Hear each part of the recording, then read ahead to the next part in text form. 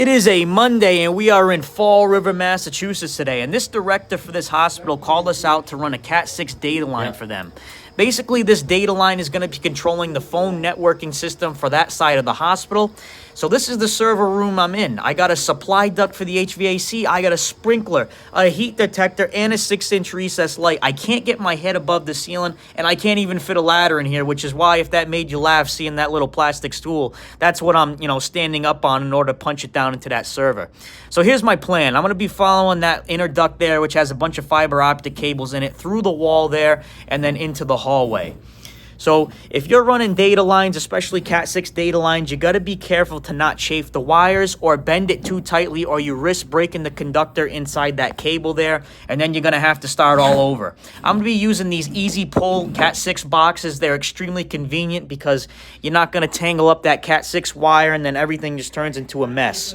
So now I'm into the hallway. I'm going to lay that cable nice and flat onto the hallway, and then I'm going to pull it from that other end. And basically, it's super convenient because I can see how much cable I have to work with, and I know that it's not going to get all chafed.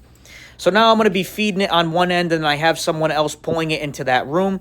So this is the room that we're working with here. So I had to pull all the drawers out, all the cabinets, everything had to go. That Cat 5 on the left that you're seeing there is the Cat 5 that actually stopped working.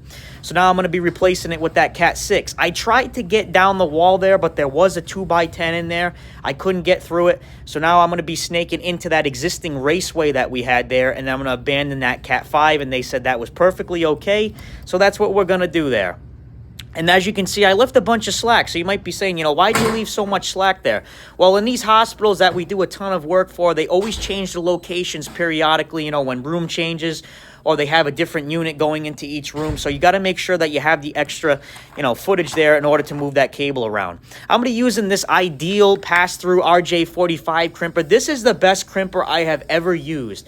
So basically, it comes with these special ends, and you can use one hand to make the crimps, and you can actually see the conductors inside the actual crimp. This is the best tool ever. I mean, I highly recommend it. I'm going to be making a label up here that's going to be room 1217, and I'm going to use a cable wrap on this one. And then, obviously, when I do my punch down into the panel, I'll remark that, whatever the punch down number is. I sent the fish stick up into the ceiling, and that's how I was able to get it through there. And then we passed the pre-test. So if you're in the Massachusetts area and you want a high-quality electrician who takes pride in their work and treats your home like his own, or even your business like his own, give us a call today for a free quote. I personally answer every phone call.